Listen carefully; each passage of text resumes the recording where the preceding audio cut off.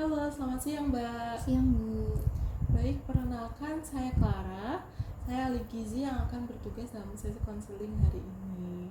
Senang bisa bertemu dengan Mbaknya. Sebelum kita mulai, apakah boleh saya tahu nama Mbaknya ini siapa ya?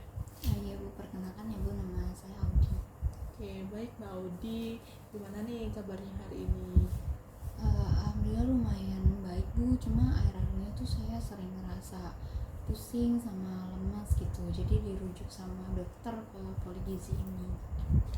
Baiklah Mbak Audi, karena kondisi Mbak Audi yang sedang sedikit menurun, saya telah lihat dari rekam medis Mbak Audi, ternyata Mbak Audi ini mengalami anemia ya Mbak ya. Dan mungkin bisa berbagi cerita nih gimana aktivitas Mbak Audi, kuliah atau kerja, terus untuk pola makan Mbak Audi itu bagaimana? Jadi saya itu kuliah, nah terus kan aktivitas saya tuh padat gitu ya Bu. Jadi kayak akhir-akhir ini kalau saya berkegiatan tuh saya sering pusing, sering lemas. Terus juga karena kegiatannya padat gitu, jadi pola makan saya tuh jadi berantakan. Saya jadi suka ngelewatin sarapan. Terus saya juga makannya ayam, tempe, jarang makan sayur. Terus abis makan juga minumnya teh gitu Bu. Baik, terima kasih Mbak Audi sudah mau berbagi ceritanya. Jadi mungkin saya juga paham gimana kepadatan seorang mahasiswa ya Mbak ya. Jadi menyebabkan pola makan tidak teratur, suka skip sarapan gitu. Dari Mbak yang ceritakan tadi ada beberapa kebiasaan yang mungkin berpengaruh terhadap terjadinya anemia pada Mbak Audi, seperti jarangnya konsumsi sayur, terus kebiasaan minum teh Mbak Audi yang setelah makan itu. Jadi teh ini memang bisa menghambat penyerapan zat besi dalam tubuh kita Mbak gitu. Jadi gimana nih perasaan Mbak setelah tahu kebiasaan Mbak Audi selama ini itu malah menyebabkan terjadinya anemia pada Mbak Audi? Tapi saya tuh agak bingung gitu ya Bu, soalnya sebenarnya saya udah lama punya kebiasaan ini gitu, dan selama ini juga baik-baik aja gitu, meskipun saya sering lewatin sarapan, makan juga agak berantakan gitu ya, jarang makan sayur, tapi kayak masih bisa beraktivitas seperti biasa. Jadi saya tuh bingung, ini beneran pola makan saya yang bikin saya tuh anemia gitu, atau yang saya sering minum teh itu selama makan emang ngaruh ya? Soalnya saya sebenarnya nggak terlalu merasa ada efek yang besar gitu Bu.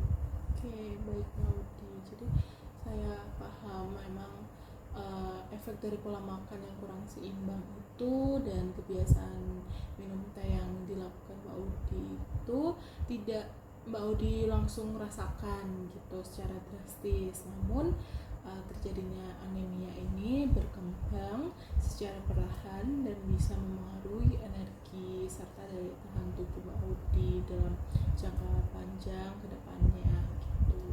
Jadi kebiasaan Mbak Audi seperti melewatkan sarapan dan kurang konsumsi makanan yang kayak zat besi seperti sayuran, terus protein hewani seperti daging, itu bisa menyebabkan tubuh itu kesulitan memproduksi sel darah merah yang sehat gitu Mbak.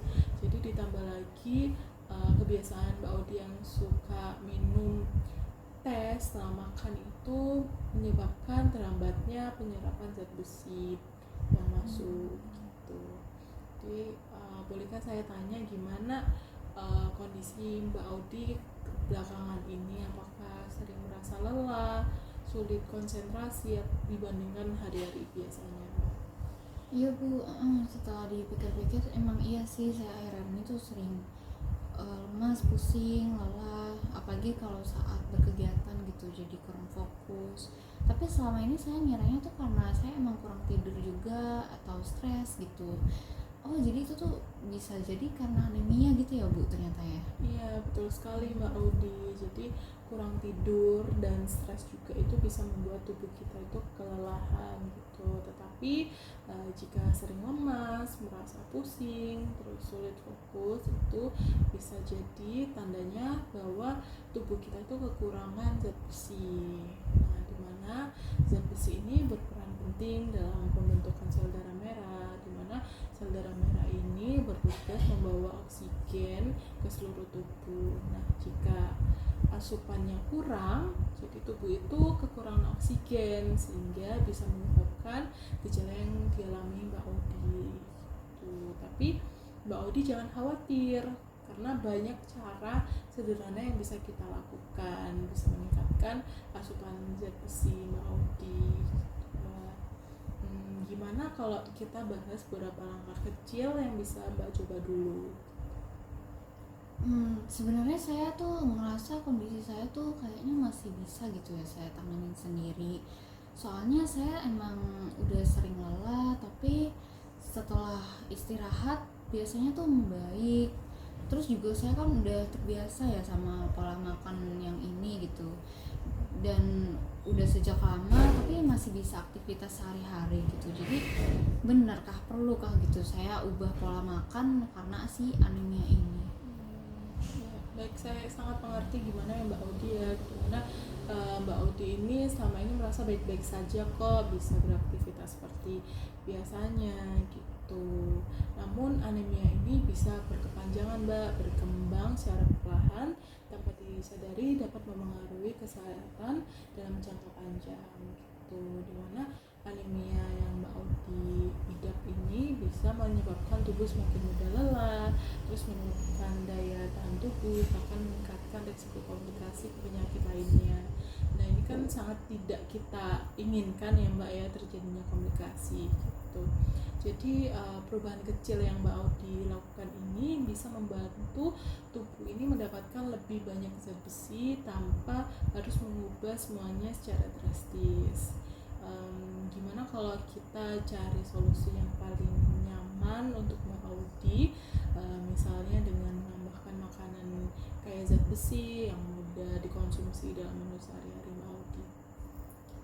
Sebenarnya saya masih belum yakin gitu kalau emang beneran ada cara yang gampang tanpa harus ngubah semuanya sekaligus. Mungkin saya bisa nyoba, tapi makanan seperti apa gitu yang bisa membantu, gimana caranya disesuaikan dengan pola makan kebiasaan yang udah saya punya. Nah, itu langkah awal yang bagus ya Mbak Odi. Jadi nggak perlu perubahan yang langsung besar sekaligus secara drastis. Jadi kita bisa mulai dengan langkah kecil, mulai perlahan-perlahan gitu. Misalnya nih, jika Mbak Odi sudah terbiasa makan makanan ayam atau tempe, nanti bisa Mbak Audi coba sedikit demi sedikit tambahkan sayuran hijau yang kaya zat besi seperti bayam atau brokoli. Lalu bisa minum es jeruk, diganti dari es teh ke es jeruk. Terus bisa menambahkan tomat ke dalam hidangan makanannya Mbak Audi, karena jeruk, tomat itu mengandung vitamin C yang bisa membantu penyerapan zat besi dalam tubuh menjadi lebih baik seperti itu. Nah, untuk kebiasaan minum teh yang Mbak Audi lakukan ini, mungkin Mbak Audi bisa dikurangin perlahan-lahan aja dulu biar tidak berat jika tiba-tiba dihentikan dalam satu waktu gitu. Jadi mungkin hari ini biasanya 1 gelas, setengah gelas, mungkin perlahan gitu Mbak. Nah, jadi menurut Mbak Audi, dari beberapa pilihan tadi, menurut Mbak Audi yang paling bisa dicoba sama Mbak Audi itu yang mana ya Mbak? Kalau nambahin sayuran mungkin saya bisa nyoba ya, tapi harus yang praktis gitu, harus yang cocok sama lidah saya. Soalnya saya sejujurnya kurang suka sayuran yang pahit gitu. Terus kalau untuk minum teh, mungkin saya biasanya kan saya langsung minum setelah makan gitu ya. Kalau mengurangi mungkin masih bisa, masih nggak terlalu berat gitu bagi saya. Mungkin saya bisa coba dari itu dulu. Wah, itu awal yang bagus dari pilihan Mbak Audi, dimana mungkin kalau Mbak Audi tidak suka sayuran yang memiliki rasa pahit, banyak kok pilihan sayur-sayuran yang tidak memiliki rasa rasa yang pahit seperti bayam, brokoli, atau wortel yang bisa diolah dengan cara yang sederhana.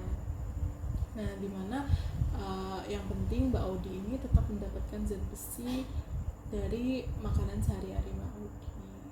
Dan untuk soal tehnya, Mbak Audi bisa mengurangi konsumsinya. Itu sudah merupakan langkah awal yang sangat baik untuk membantu tubuh menyerap zat besi lebih optimal lagi. Nah, saya senang nih Mbak Audi sudah menemukan langkah awal yang cocok. Bagaimana kalau kita jadwalkan evaluasi beberapa minggu ke depan untuk melihat apakah perubahan kecil ini sudah membantu? Oh iya, makasih ya Bu sarannya. Sepertinya nggak terlalu susah gitu ya buat saya coba. Mungkin saya sekarang bisa mulai nambahin sayuran di makanan sama ngurangin teh setelah makan. Tapi saya nanti juga mau lihat juga hasilnya gitu ya. Nah mungkin boleh ya Bu ya kita evaluasi lagi supaya saya juga tahu perkembangannya gimana gitu. Oke, bagus sekali Mbak Audi. Saya sangat senang sekali Mbak Audi sudah bersedia mencoba perubahan kecil ini. Yang penting Mbak Audi itu melakukannya secara bertahap dan konsisten ya Mbak ya. Nanti kalau ada kendala atau merasa butuh penyesuaian, Mbak bisa catat atau langsung berdiskusi dengan saya saat evaluasi ke depannya. Saya akan mendampingi Mbak Audi dalam proses ini. Tuh. Jadi kalau begitu kita jadwalkan sesi konsulingnya dalam beberapa minggu ke depan ya Mbak ya. Semoga dengan langkah kecil ini Mbak ini bisa mulai merasakan manfaatnya. Terima kasih sudah berbagi dan terbuka dalam sesi ini. Iya Bu, terima kasih banyak juga. Saya jujur merasa terbantu, lebih paham tentang anemia dan pola makan yang baik bagi saya.